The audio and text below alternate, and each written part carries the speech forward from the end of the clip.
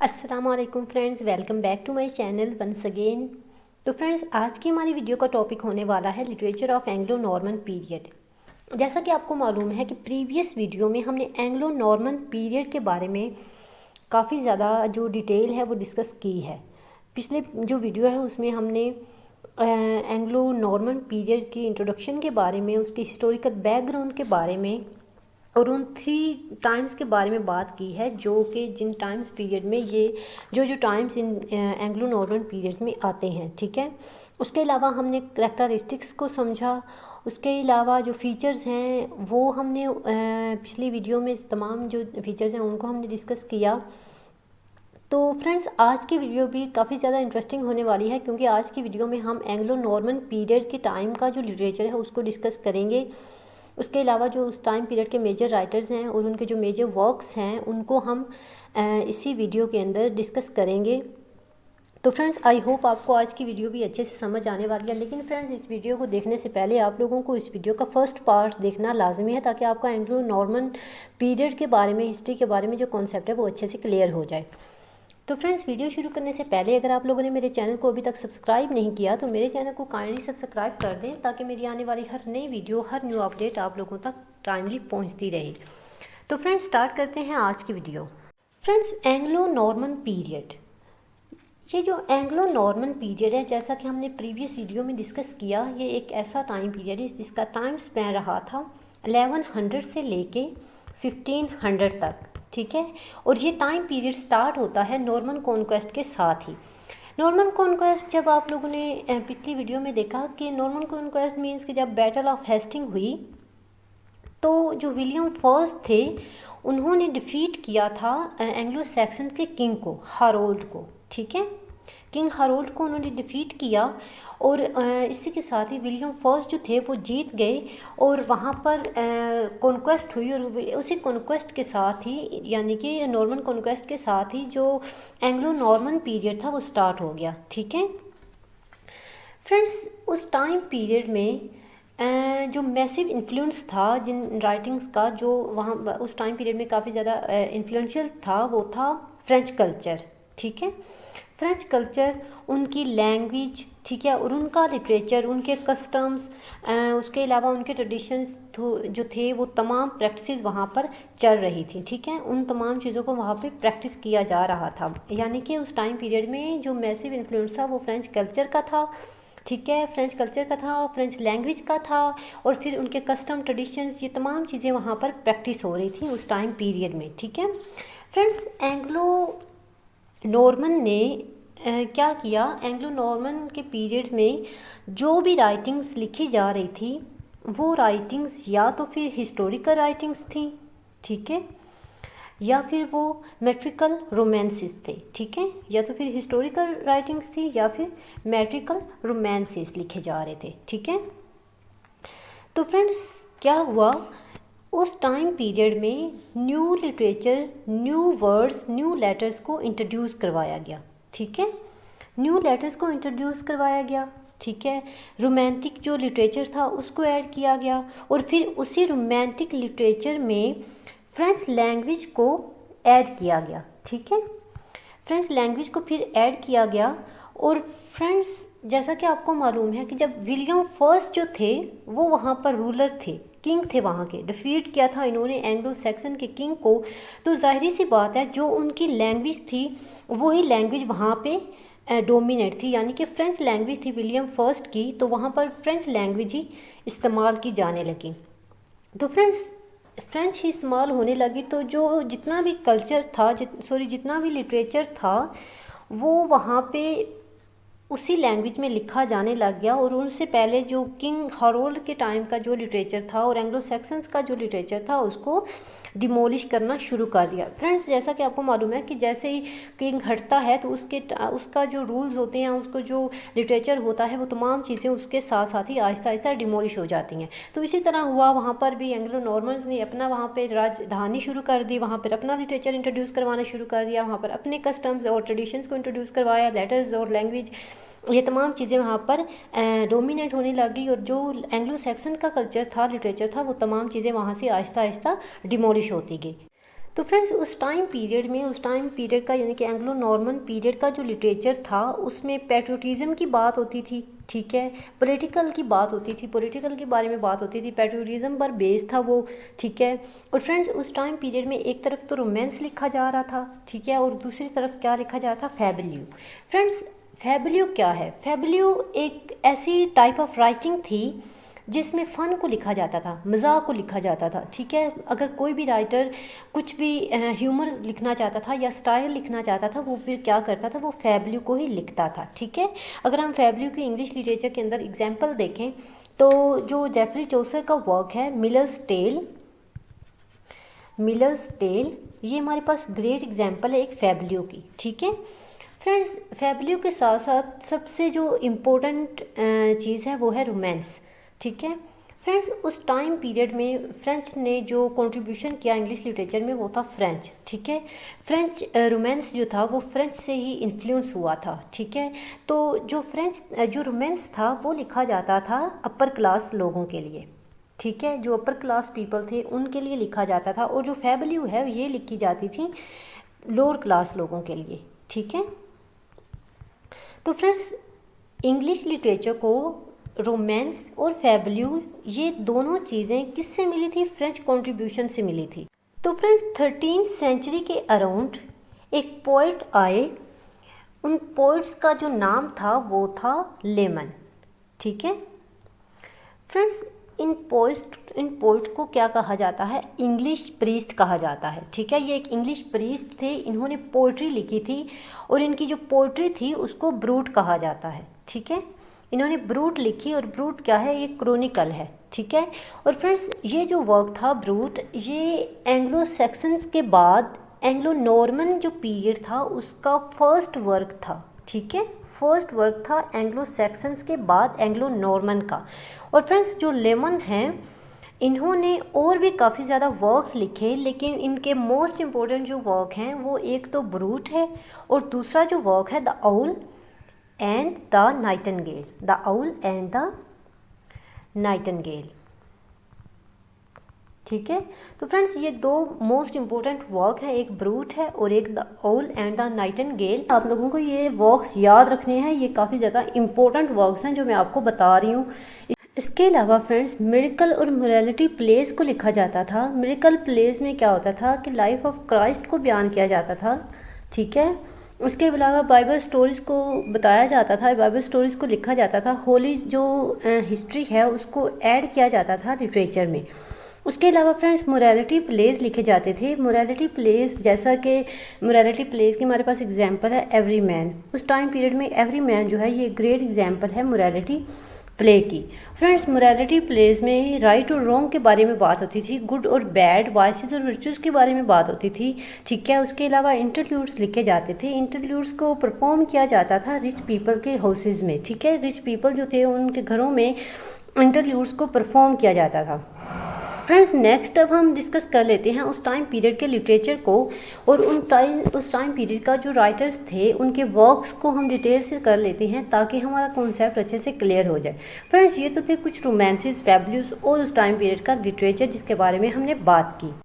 Friends अब हम कुछ मेजर राइटर्स को पढ़ लेते हैं और उनके जो मोस्ट इंपॉर्टेंट वर्क्स हैं जो कि उन्होंने मिडिल इंग्लिश पीरियड में लिखे थे उनको हम डिटेल से पढ़ लेते हैं। फ्रेंड्स फर्स्ट ऑफ ऑल जो हमारे पास राइटर हैं वो हैं John Wycliffe. Friends John Wycliffe जो हैं ये 1324 में पैदा हुए थे और 1384 में इनकी डेथ हुई थी, ठीक है। फ्रेंड्स इनको फादर ऑफ इंग्लिश प्रोज कहा जाता है। और इससे पहले फ्रेंड्स जो जॉन वाइक्लिफ थे ये एक स्कॉलर थे, ठीक है। उसके अलावा ये एक रिफॉर्मर थे और प्रीस्ट थे, एक प्रोफेसर थे, ठीक है। ये स्कॉलर भी थे, रिफॉर्मर भी थे, प्रीस्ट भी थे और एक प्रोफेसर भी थे। और फ्रेंड्स इनको फादर ऑफ इंग्लिश प्रोज कहा जाता है। फ्रेंड्स इनको फादर ऑफ इंग्लिश प्रोज क्यों कहा जाता है? क्योंकि जब इन्होंने बाइबल को ट्रांसलेट किया था इंग्लिश लैंग्वेज में, तो जब इन्होंने बाइबल को 1382 में ट्रांसलेट किया तो इसी वजह से इनको फादर ऑफ इंग्लिश प्रोज का टाइटल मिला। तो इन्होंने बाइबल को कब ट्रांसलेट किया? 1382 के अंदर। 1382 के अंदर इन्होंने बाइबल को ट्रांसलेट किया और इसी ट्रांसलेशन की वजह से इनको टाइटल मिला the father of English pros का, ठीक है। फ्रेंड्स इनकी बाइबल जो थी, बाइबल को इन्होंने ट्रांसलेट किया था इंग्लिश में, और वो प्रोस फॉर्म में इन्होंने इसको लिखा था, ठीक है, ट्रांसलेट करने के बाद। फ्रेंड्स जो जॉन वाइक्लिफ हैं, इनको मॉर्निंग स्टार ऑफ रिफॉर्मेशन भी कहा जाता है। फ्रेंड्स इनको मॉर्निंग स्टार ऑफ रिफॉर्मेशन क्यों कहा जाता है? इन्होंने अपने फॉलोअर्स के साथ मिलके 1377 में इंग्लैंड के अंदर रिफॉर्मेशन शुरू कर दी, ठीक है, इसलिए इनको reformation the morning star of reformation कहा जाता है। इन्होंने अपने लॉर्ड्स के साथ मिलके उनको काफ़ी ज़्यादा इनकरेज किया है बाइबल को ट्रांसलेट करके, तो उनके साथ मिलके इन्होंने वहाँ पर रिफॉर्मेशन करना चाहिए, ठीक है, इस वजह से इनको the morning star of reformation कहा जाता है। नेक्स्ट जो हमारे पास राइटर हैं उनको देख लेते हैं। फ्रेंड्स नेक्स्ट जो हमारे पास राइटर हैं वो हैं Geoffrey Chaucer. Friends English literature के अंदर एक बहुत बड़ा नाम जिनका जो है जेफरी चौसर। फ्रेंड्स ये 1340 में पैदा हुए थे और 1400 में इनकी डेथ हुई थी। फ्रेंड्स जेफरी चौसर जो हैं इनको real founder of English poetry कहा जाता है और फादर ऑफ इंग्लिश पोइट्री भी कहा जाता है, ठीक है। फ्रेंड्स जेफरी चौसर जो हैं इनफैक्ट इन्होंने इंग्लिश लिटरेचर के अंदर एक नया स्टार्ट किया, एक नई बिगनिंग लेके आए इंग्लिश लिटरेचर के अंदर, ठीक है। इन्होंने तमाम जो ओल्ड ट्रेडिशंस थी उनको डिसरिगार्ड किया और एक नई जो है पोइट्री, एक नया लिटरेचर जो है लेकर आए। फ्रेंड्स इनका जो वर्क है, इनकी जो पोइट्री है, उसको उनके टाइम से लेके अब तक काफ़ी ज़्यादा पढ़ा जा रहा है, काफ़ी ज़्यादा फेमस पोइट हैं, काफ़ी ज़्यादा इम्पोर्टेंट राइटर हैं उस टाइम पीरियड के।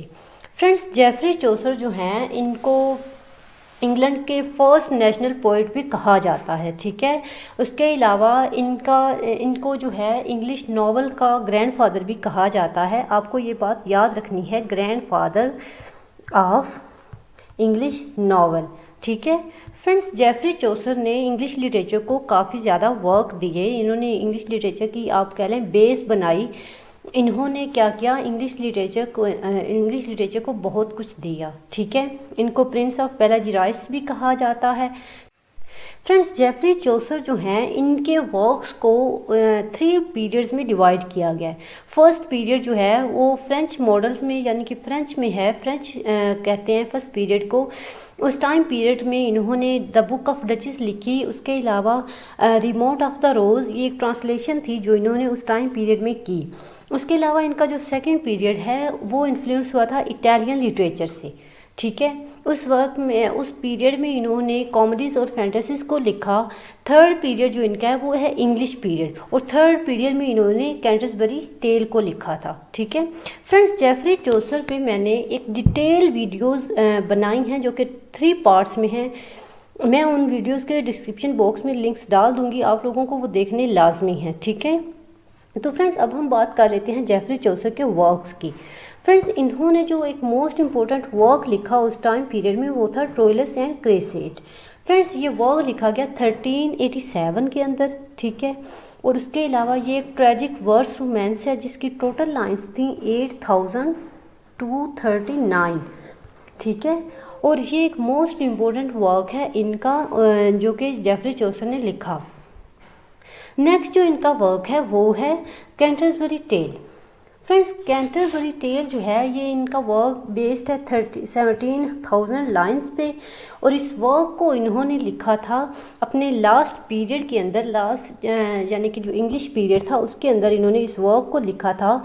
और इस वर्क को जो है ये वर्क जो था ये उनकी डेथ तक अनफिनिश्ड था, ठीक है, यानी कि ये इनकम्प्लीट वर्क था, ये कंप्लीट नहीं हुआ। फ्रेंड्स इस वर्क के अंदर जेफरी चौसर ने हिस्ट्री को बताया है, ठीक है। इसके अलावा ये कलेक्शन है स्टोरीज़ की जिसमें जो है इन्होंने डिफरेंट करैक्टर्स को लिखा, डिफरेंट करैक्टर्स को एक उनकी स्टोरीज़ को लिखा।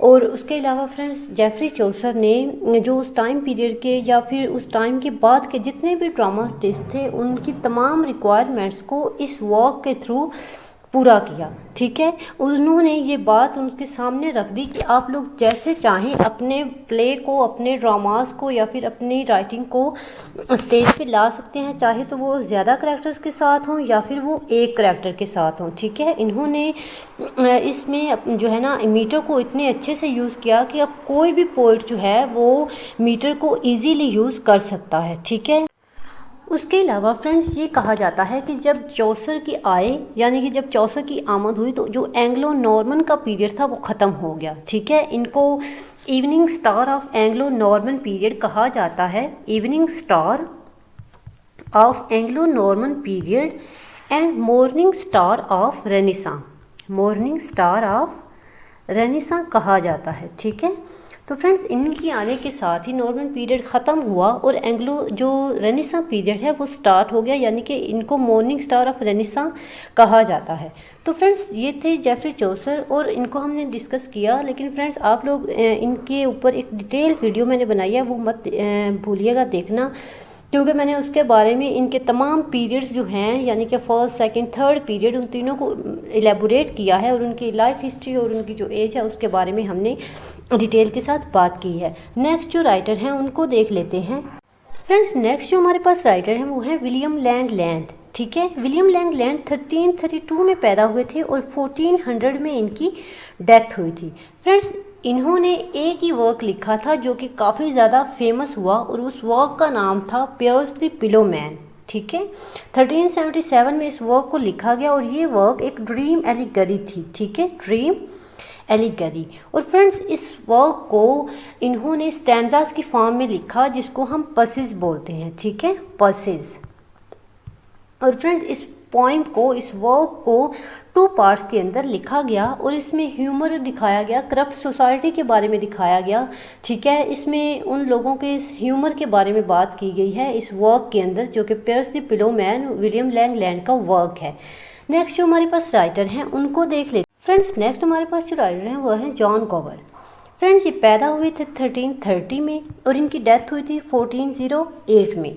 फ्रेंड्स इनको जो है चौसर के बराबर का राइटर माना जाता है। इन्होंने इंग्लिश पोइट्री की डेवलपमेंट में काफ़ी मेजर रोल प्ले किया। फ्रेंड्स अगरचा चौसर ने काफ़ी ज़्यादा कंट्रीब्यूशन किया है, लेकिन हम जॉन गॉल के जो कंट्रीब्यूशन है उसको भी हम इग्नोर नहीं कर सकते।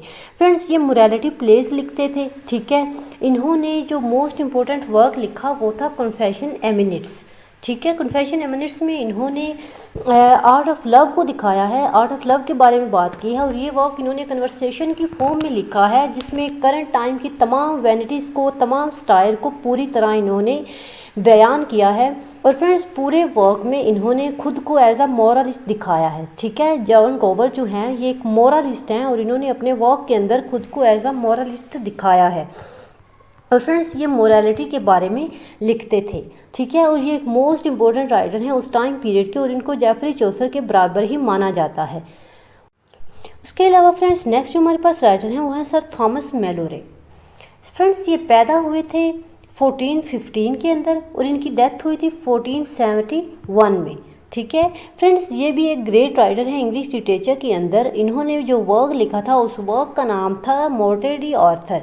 इसका फुल नेम था ले मोर्टे डी आर्थर। ठीक है, और ये वर्क लिखा गया था 1485 में और इस वर्क को पब्लिश किया था विलियम कैक्सटन ने। फ्रेंड्स ये तो था कुछ इस एंग्लो नॉर्मन पीरियड के टाइम का लिटरेचर और उस टाइम पीरियड के मेजर राइटर्स जिनको हमने डिटेल के साथ डिस्कस कर लिया। आई होप सो आपको वीडियो अच्छी लगी होगी, आपको तमाम लेक्चर अच्छे से समझ आया होगा। अगर आपको कुछ क्वेरीज रह गई हैं तो आप काइंडली कमेंट सेक्शन में पूछ सकते हैं। उसके अलावा अगर आप लोगों ने मेरे चैनल अभी तक सब्सक्राइब नहीं किया तो काइंडली मेरे चैनल को सब्सक्राइब कर दें ताकि मेरी आने वाली हर नई वीडियो, हर न्यू अपडेट आप लोगों तक पहुंच सके।